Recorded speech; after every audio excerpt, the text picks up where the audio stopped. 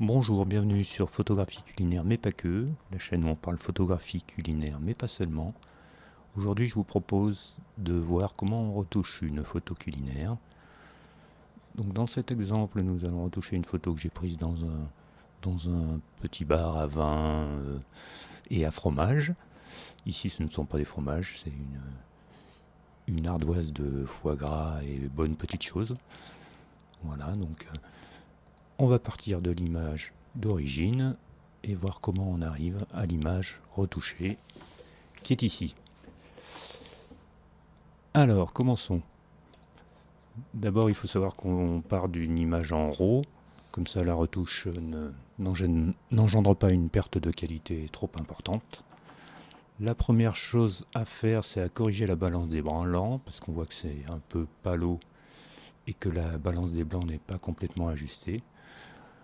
Alors, on peut utiliser l'outil balance des blancs automatique si on a une zone blanche dans notre image.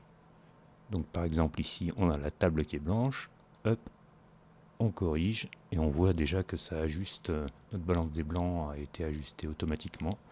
Si je réinitialise, la balance des blancs était à 4300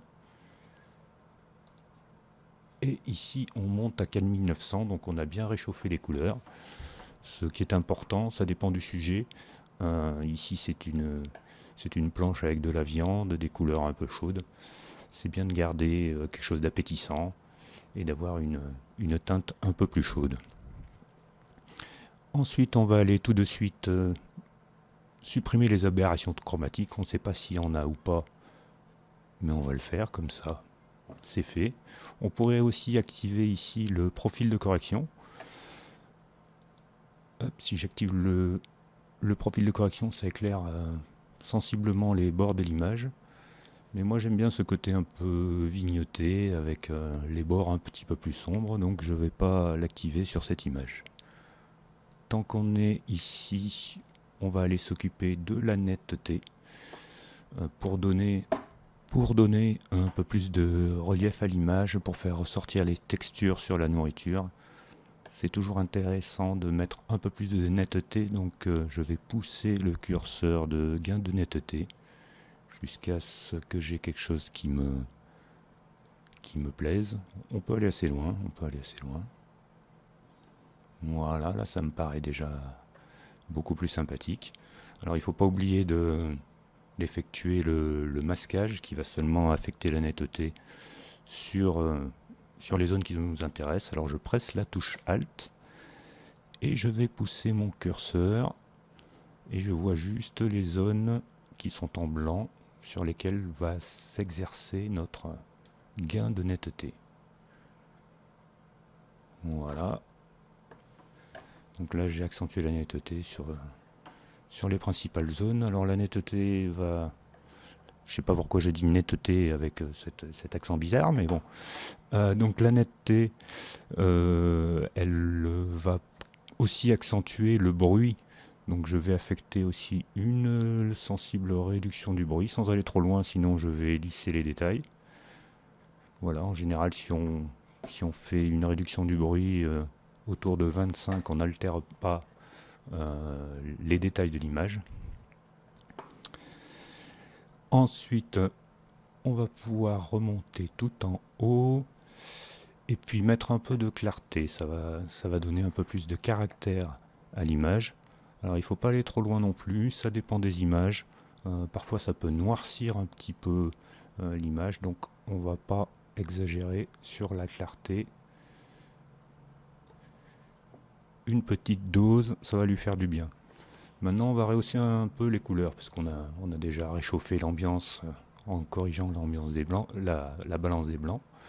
On va rajouter un peu de vibrance, ça va rehausser les micros écarts de saturation. Donc on va rajouter un peu de vibrance. On va faire ça à l'œil. Voilà, on voit c'est un peu mieux, ça s'améliore. Alors ça dépend vraiment de la photo que vous avez, il faut faire quelque chose d'équilibré. Pas aller trop loin, sinon on a des choses vraiment excessives. Bon, si je la réduis, j'ai du noir et blanc quasiment. Donc on ajuste jusqu'à ce que ça plaise. Donc là ça me paraît pas mal. On peut rajouter un peu de saturation aussi qui va nous donner quelque chose d'un peu plus coloré sur l'ensemble. Donc là aussi c'est vraiment selon le goût de chacun. L'important sur une photo culinaire c'est quand même de garder du naturel, parce que là aussi si j'exagère la saturation c'est vraiment c'est flash. Voilà, là ça me plaît bien, ça me plaît bien. Après pour donner un peu plus de peps, on peut aller jouer sur les curseurs de couleurs. Donc les curseurs de couleurs, on en a plusieurs. On peut modifier les teintes, on peut modifier la saturation, on peut modifier la luminance. La luminance, c'est un paramètre important qui va permettre d'éclairer des couleurs particulièrement par rapport à d'autres. Et la saturation, on peut faire une saturation, tout à l'heure on a fait une saturation globale, là on peut faire une saturation sélective sur des couleurs spécifiques. Alors là, je pense que pour cette photo, je vais éclairer un petit peu des parties qui sont un peu dans les rouges ici.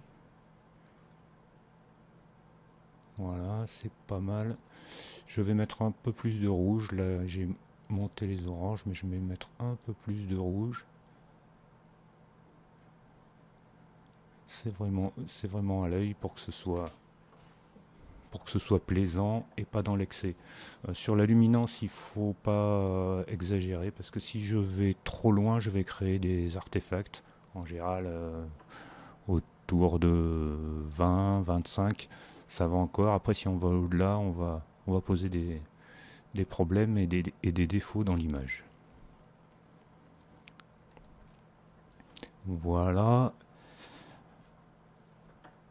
Ensuite, cette image déjà par rapport à l'image originale, je peux toujours comparer. Voilà, on voit que j'ai vraiment gagné de la vie et c'est plus appétissant.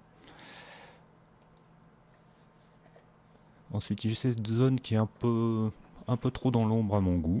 J'aime bien quand il y a des ombres et des lumières dans les photos culinaires, mais là cette feuille de salade est un peu sombre.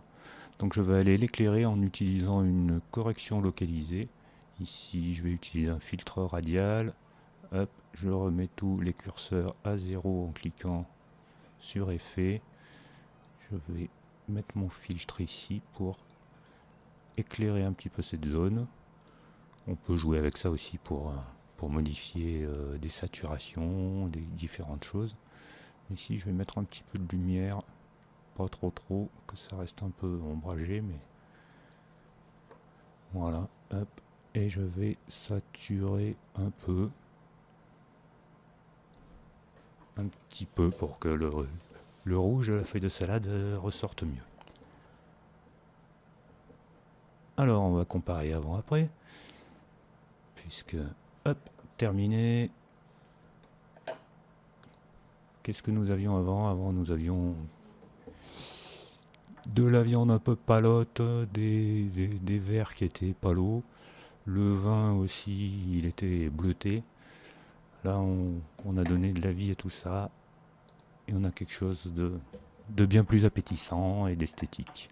Pour finir, on va aller régler notre point blanc pour donner un peu plus de relief à l'image. On voit ici que on est en limite des lumières hautes, mais on n'a pas de point blanc réellement. Donc les blancs, c'est ici.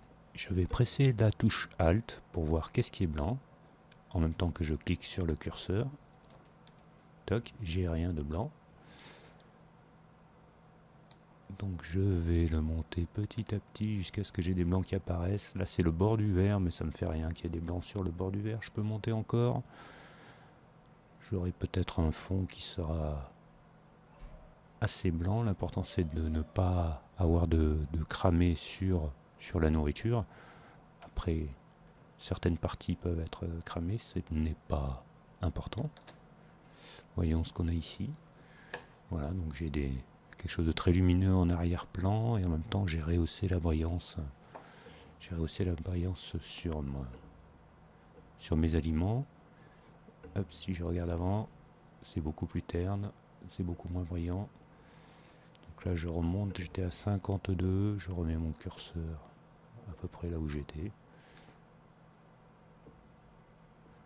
Voilà, un peu en dessous, comme ça je suis un peu moins lumineux sur l'arrière-plan et j'ai quelque chose de bien brillant ici.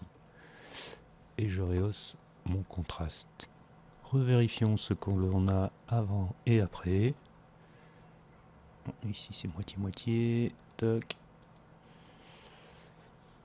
Voilà l'image terminée.